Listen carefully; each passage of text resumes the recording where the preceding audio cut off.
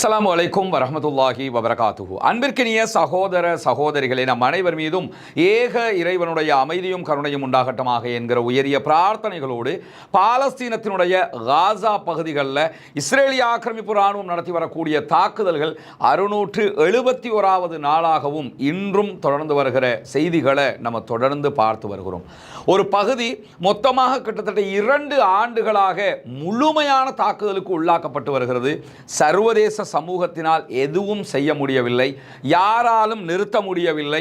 எந்த ஒரு அரசாங்கங்களும் தலையிட்டு இதற்கு எதிராக பேசுவதற்கு தயாராக இல்லை என்கிற ஒரு நிலை காசா அப்பாவிகளுக்கு தொடர்ந்து இடம்பெற்று வரக்கூடிய சூழல்ல காசாவில் இருக்கக்கூடிய பாலஸ்தீன விடுதலை இராணுவத்தைச் சேர்ந்தவர்கள் தங்களுடைய நாட்டை தாங்களே பாதுகாத்துக் கொள்ளும் விதமாக தொடர்ந்தும் இஸ்ரேலுக்கு எதிரான தாக்குதல்களை நடத்தி வருகிறார்கள். காசாவிலே இன்றைக்கும் இஸ்ரேலிய ஆக்கிரமிப்பு இராணுவம் நடத்தி இருக்கக்கூடிய தாக்குதல்களை 102 அப்பாவிகள் கொல்லப்பட்டிருக்கிறார்கள், ஷஹீதாகி இருக்கிறார்கள் என்கிற நிலையில் 602 பேர் படுகாயம் அடைந்திருக்கிறார்கள் என்கிற செய்திகள் வெளியாகி இருக்கிறது. இஸ்ரேலிய ஆக்கிரமிப்பு இராணுவம் தொடர்ந்து அப்பாவிகள் மீது தாக்குதல் நடத்தி வரக்கூடிய சூழல்ல பாலஸ்தீன விடுதலை இராணுவமும் தங்களை தற்காத்துக் கொள்ளும் விதமாக இஸ்ரேலிய ஆக்கிரமிப்பு இராணுவம் எங்கெல்லாம் இருக்கிறதோ அந்த பகுதிகள் மீது தாக்குதல்களை தொடர்ந்து நடத்தி இருக்கிறது. இன்றைய தினமும் பாலஸ்தீன விடுதலை இராணுவத்தினுடைய துணை இராணுவ குழு நடத்தி இருக்கக்கூடிய தாக்குதல்களில் 2 ராக்கெட் தாக்குதல்கள் இஸ்ரேலிய ஆக்கிரமிப்பு இராணுவம் தங்கியிருந்த நிலைகள் மீது நடத்தப்பட்டிருக்கிறது. இதிலே எத்தனை பேர் கொல்லப்பட்டிருக்கிறார்கள் என்கிற செய்திகள் வெளியாகாத அதே நேரத்தில் வடக்கு காசா, நார்த் காசா பகுதிகளில் 2 மெர்காவா டேங்குகள் மீது தாக்குதல் நடத்தி இருக்கிறோம் என்கிற செய்திகளையும் பாலஸ்தீன விடுதலை இராணுவத்தினுடைய துணை இராணுவ குழு வெளியிட்டிருக்கிறது.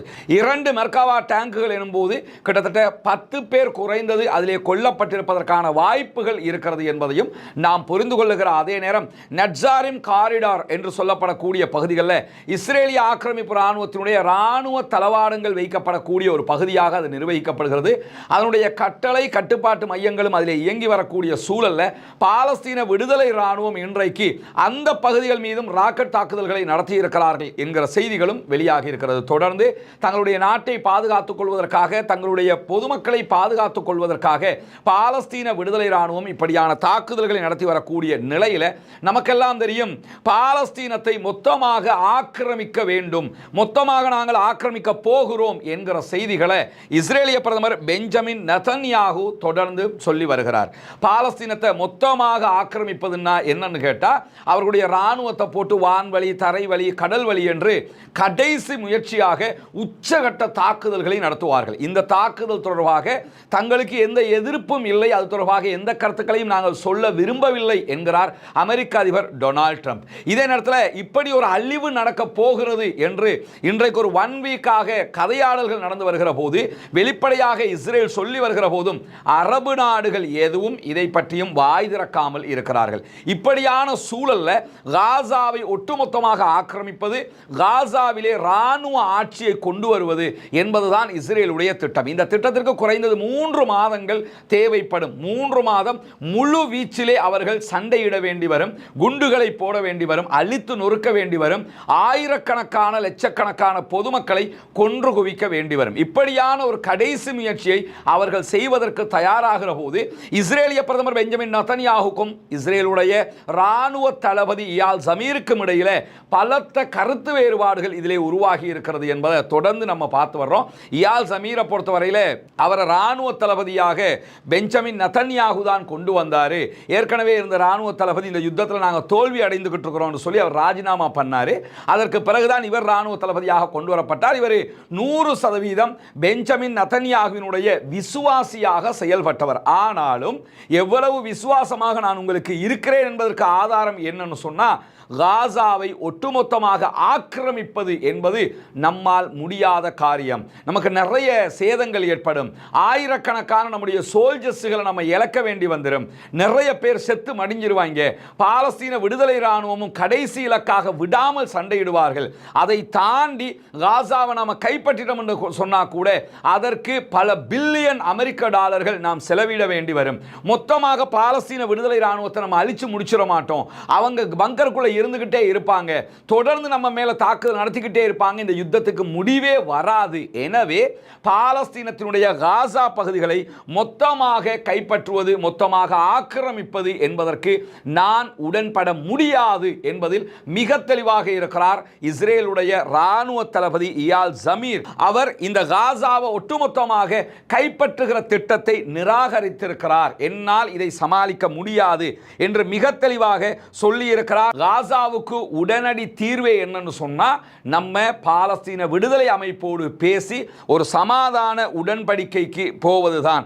இல்லாவிட்டால் நம்முடைய பணைய கைதிகளை காப்பாற்ற முடியாது, நம்முடைய சோல்ஜர்ஸ்களையும் காப்பாற்ற முடியாது, தோல்விக்கு மேல் தோல்வியை அடைவோம் என்பதை திட்டவட்டமாக இன்றைக்கு இஸ்ரேலிய பிரதமர் பெஞ்சமின் நெதன்யாஹுக்கு இஸ்ரேலுடைய ராணுவ தளபதி தெளிவூட்டி இருக்கிறார் என்கிற செய்திகளை நியூயார்க் டைம்ஸ் வெளிப்படையாகவே எழுதியிருக்கிறது. அதை தாண்டி நெதன்யாஹு சற்று முன்னால் ஒரு செய்தியை பகிர்ந்திருக்கிறார். அதில் அவர் என்ன சொல்றாருன்னா, அந்த சொல்லுவாங்கல்ல, நம்மளால முடியாதுதான், ஆனால் முடியாதுங்கிறத வெளியே காட்டிக்காத, எவ்வளவு அடி வாங்கினாலும் அடி வாங்காத மாதிரியே இருந்துக்க என்று சொல்லுவாங்கல்ல, அந்த மாதிரி நெதன்யாஹு என்ன பண்ணுறாருன்னு சொன்னால் ஒரு அறிவிப்பை விடுத்திருக்கிறாரு.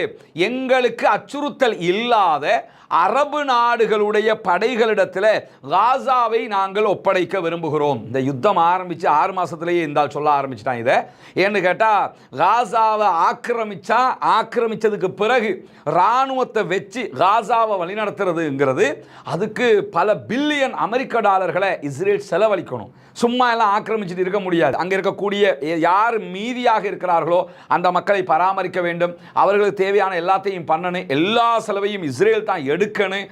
அதை தாண்டி எப்போ யார் வந்து கொள்ளுவாங்கிறது தெரியாது, எனி டைம் இஸ்ரேலுடைய ஆட்கள் மீது தாக்குதல் நடத்தப்படலாம். இப்படி பல அச்சுறுத்தல் இருக்கிறதுனால இன்னைக்கு என்ன பண்ணுறான்னு கேட்டால் வந்து நின்று, நாங்கள் காசாவை கைப்பற்றி அதை எங்களுக்கு அச்சுறுத்தல் இல்லாத அரபு நாட்டு படைகளிடம் ஒப்படைக்க விரும்புகிறோம். அரபு நாட்டில் இருக்கக்கூடிய எவனாவது காசாவை நாங்கள் பொறுப்பெடுக்கிறோம்னு வந்து நிற்பானா? ஏன் நிற்க மாட்டான்னு கேட்டால், இஸ்ரேலாலே தாக்கு பிடிக்க முடியல பாலஸ்தீன விடுதலை இராணுவத்தை. இவங்க வந்து ஏதாவது பண்ண முடியுமா? அது ஏற்கனவே பாலஸ்தீன விடுதலை அமைப்பு நிராகரித்து விட்டார்கள்.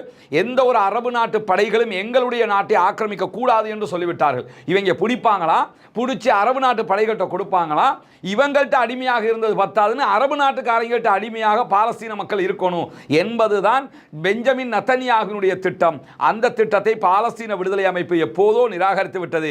அப்படி யார் உள்ளே வந்தாலும் அவர்களுக்கும் இதே அடி கிடைக்கும் என்பதை அவர்கள் பலவிடுத்தம் தெளிவூட்டி இருக்கக்கூடிய சூழல்ல தான் இப்பொழுது பெஞ்சமின் நெதன்யாஹு இப்படியான ஒரு கருத்தையும் முன்மொழிந்திருக்கிறார். அதே நேரத்தில் இன்றைய தினம் இன்னும் ஒரு முக்கியமான செய்தி வெளியாகி இருக்கிறது. பாரிஸில் இருக்கக்கூடிய இஸ்ரேலுடைய ஏர்லைன்ஸினுடைய அலுவலகங்கள் அத்தனையுமே இழுத்து மூடப்பட்டிருக்கிறது. காரணம் என்ன சொன்னால், பாரிஸில் இருக்கக்கூடிய இஸ்ரேலுடைய அலுவலகங்கள் மீது இனப்படுகொலை நிறுவனம் என்கிற எழுத்துக்கள் பொறிக்கப்பட்ட போஸ்டர்கள் ஒட்டப்பட்டிருக்கிறது, பெயிண்டுகள் அடிக்கப்பட்டிருக்கிறது. அலுவலகங்கள் தாக்குதலுக்கு உள்ளாகிற காரணத்தினால அவர்கள் தங்களுடைய நிறுவனத்தின் அலுவலகங்களை ஒட்டுமொத்தமாக இழுத்து மூடுவதாக அறிவித்திருக்கிறார்கள். சர்வதேச அளவில் இதையெல்லாம் செய்கிறது பாலஸ்தீன அரபிகளோ, பாலஸ்தீனத்துக்கு ஆதரவான அரபிகளோ, பாலஸ்தீனத்திற்கு ஆதரவான இஸ்லாமியர்களோ கிடையாதுங்க. பாலஸ்தீனத்தை ஆதரிக்கக்கூடிய பொதுவான மக்கள், பாலஸ்தீன விடுதலைக்காக நிற்கக்கூடிய மனிதநேயம் மிக்க மக்கள், பாலஸ்தீனத்துக்கு நீங்க சுதந்திரம் கொடுத்து தான் ஆகணும்னு சர்வதேச அளவில் இருக்கக்கூடிய மனிதநேயத்தை நேசிக்கக்கூடிய மக்கள் தான் இப்படியான எதிர்ப்புகளை எல்லாம் இஸ்ரேல் மீது காட்டிக் கொண்டிருக்கிறார்கள் என்கிற செய்திகளுக்கு மத்தியில் இஸ்ரேல் தன்னுடைய இராணுவத்திற்கு ஆள் பற்றாக்குறை ஏற்பட்டிருக்கிற காரணத்தினால அதை எப்படி சரி செய்யறது அப்படின்னு சொல்லி பல விடுத்தம் பல ஐடியாக்களை பண்ணி இப்போ ஒரு வழியாக ஒரு ஐடியாவுக்கு வந்திருக்கிறாங்க. அது என்ன ஐடியான்னு சொன்னா, இஸ்ரேல் இராணுவத்தில் கடுமையான ஆள் பற்றாக்குறை இருக்கிறது. யுத்தம் பண்றதுக்கு ஆள் இல்லை, சாகிறதுக்கு எவனாவது வருவானா? ஏன்னா போனா சாவு நிச்சயம்ங்கிறதுனால தான் யுத்தத்தை நிறுத்துங்கன்னு இராணுவமே கெஞ்சிக்கிட்டு இருக்கிறான். விமானப்படை தாக்குதலுக்கு வர முடியாது, தெற்கு விமானப்படையினுடைய தளபதி தாக்குதலுக்கு வர முடியாதுன்ட்டாரு.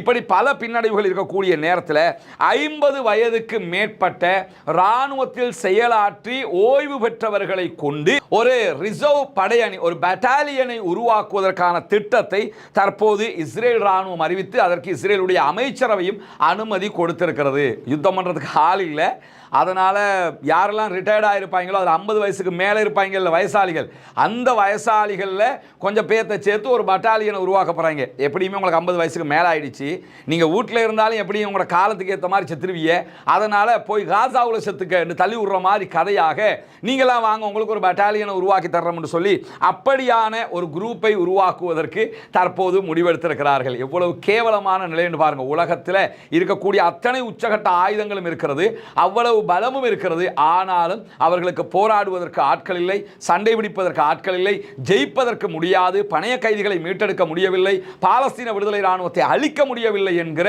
அசிங்கமான நிலையில் தற்போது இஸ்ரேல் முழுவதுமாக சர்வதேச மட்டத்தில் கேவலப்பட்டு நிற்கக்கூடிய நேரத்தில் காசாவுக்குள்ள இஸ்ரேல் ராணுவம் நடவடிக்கைகளை விரிவுபடுத்தி தாக்குதல்களை அதிகரித்தால் அது பாரிய இழப்பை இஸ்ரேல் ராணுவத்திற்கே கொடுக்கும் என்று சொல்லி இன்றைக்கு மேரிவ் என்கிற இஸ்ரேலுடைய பத்திரிகைக்கு இஸ்ரேலுடைய ராணுவத்தினுடைய முக்கிய தளபதிகள் தெரிவித்திருக்கிறார்கள் என்கிற ஒரு கருத்தை மாரிவ் இன்றைக்கு கொட்டை எழுத்தில் மிக முக்கியமான ஒரு செய்தியாக பதிவு செய்திருக்கிறது. அதில் என்ன சொல்றாங்கன்னா, நம்ம காசாவை கைப்பற்றுறது சின்ன விஷயம் இல்லை, கஷ்டப்பட்டு கைப்பற்றணும். அதற்கு பிறகு 2.5 மில்லியன் மக்களை நம்ம நிர்வகிக்க வேண்டிய தேவை இருக்குது. இதையெல்லாம் நம்ம செய்ய போனோம்னு சொன்னால் இதில் முக்கியமாக என்ன நடக்கும்னு சொன்னால் சுரங்கப்பாதைகளை அழிக்க வேண்டி வரும். இந்த சுரங்கப்பாதைகளை அழிக்கிறதுங்கிறது சாதாரண விஷயம் அல்ல. 3 மாதம் என்று சொல்லி ராணுவம் காலக்கெடு விதிக்கிறாங்க. 2 வருஷமாக அழிக்க முடியாத சுரங்கப்பாதைகளை தான் 3 மாசத்துக்குள்ள நம்ம அழிச்சிட போறோமா? எனவே காசாவில் நிறைய பேர் செத்து மடியணும்னு சொன்னால் நம்ம காசாவை கைப்பற்றுகிற இடத்திற்கு செல்வோம் அப்படின்னு சொல்லி இன்றைக்கு இஸ்ரேல் ராணுவத்தில் இருக்கக்கூடிய பல முக்கிய தளபதிகளே வெளிப்படையாக பேச பயம் வந்து ஆட்கொண்டு இருக்கிறது. அவங்களால காசாவை இனி ஒண்ணுமே பண்ண முடியாதுங்கிற ஒரு நிலைக்கு வந்திருக்கிறாங்க என்கிற நிலைகளில் இஸ்ரேல் ராணுவத்தினுடைய முன்னாள் ராணுவ பேச்சாளர் இன்றைக்கு ஒரு முக்கியமான அறிவிப்பை அவரும் விடுத்திருக்கிறார். அதில் என்ன சொல்றாருன்னு சொன்னா, காசா பகுதியை மொத்தமாக நம்ம ஆக்கிரமிக்கிறதுங்கிறது கண்டிப்பாக நம்முடைய பணைய கைதிகளை மீட்டெடுக்க முடியாத நிலைக்கு நம்மை தள்ளிவிடும். பாலஸ்தீன விடுதலை அமைப்பு ஒரு எதிர்ப்பு இயக்கமாக இன்னும் அதிகமான துணிச்சலோடு பலம் பெற்று விடுவார்கள். நீங்க காசாவை இன்னும் அழிக்க எவ்வளவு நினைக்கிறீர்களோ நினைக்க என்ன ஆகும்னு சொன்னா பாலஸ்தீன விடுதலை அமைப்பு தான் பலம் பெறுவார்கள். எனவே அந்த இடத்திற்கு செல்லாதீர்கள் என்று முழுவதுமாக இஸ்ரேலுக்குள்ள இருக்கக்கூடிய படித்தவங்க யாரெல்லாம் இருக்கிறார்களோ மிக முக்கியமானவர்கள் அத்தனை பேருமே இந்த இடத்துக்கு போகாதீங்க, உங்க ஆட்சியை காப்பாற்றிக்கிறதுக்காக இந்த வேலையை செய்ய பார்க்குறீங்க. ஆனால் ஆல்ரெடி 22 மாதம் தோத்துக்கிட்டு இருக்கிறோம், இனிமேலும் நாம் தோல்விதான் அடைவோம் என்பதை வெளிப்படையாக சொல்லக்கூடிய நேரத்தில் இன்றைக்கு மீண்டும் லெபனானுடைய பகுதிகளில் இஸ்ரேலிய ஆக்கிரமிப்பு ராணுவம் தாக்குதல்களை நடத்தி இருக்கிறது. லெபனானில் போய் காசாவுக்குள்ளேயே ஜெயிக்க முடியாமல் இருக்கிற நேரத்தில் லெபனானில் ஒரு ஒப்பந்தம் ஆல்ரெடி அவர்களுக்கு மத்தியில் அமைதி ஒப்பந்தம் இருக்கிற போது என்ன பண்ணுறாங்கன்னா, திடீர்னு போய் நாங்கள் ஹெஸ்புல்லாக்களுடைய இலக்குகள் மீது தாக்குதல் நடத்துகிறோம் என்று சொல்லி தாக்குதல்களை நடத்தி இருக்கிறார்கள். இன்றைக்கு லெபனானுடைய ஆளும் அரசாங்கம் இதை கண்டித்திருக்கிறது. ஹெஸ்புல்லாக்கள் இதுவரைக்கும் இது தொடர்பான எந்த கருத்துக்களையும் வெளியிடவில்லை. அவர்கள் என்ன சொல்ல போகிறார்கள் என்பதை பொறுத்திருந்துதான் நாம் பார்க்க வேண்டும். எனவே இன்றைக்கு வெளியாக இருக்கக்கூடிய மிக முக்கியமான செய்திகள் இதுதான். பாலஸ்தீனம் வெற்றி பெற வேண்டும், பாலஸ்தீனம் சுதந்திரம் அடைய வேண்டும், பாலஸ்தீன மக்களும் நம்மை போன்று நிம்மதியானவர்களாக மாற வேண்டும், வாழ வேண்டும் என்கிற உயரிய பிரார்த்தனைகளோடு பாலஸ்தீன அப்பாவிகளுக்காக பிரார்த்திக்கிற அதே நேரம் இஸ்ரேலிய ஆக்கிரமிப்பு ராணுவத்திற்கு எதிராக தொடர்ந்தும் குணத்தோடு நாசிலாவை ஓத மறந்து விடாதீர்கள் நண்பர்களே, அன்பர்களே, தாய்மார்களே என்கிற கோரிக்கைகளோடு பாலஸ்தீன மக்களுக்காக ஜனநாயக ரீதியாகவும் குரல் எழுப்புவோமாக. வாஹிர் தஅவானா அல்ஹம்துலில்லாஹி ரப்பில்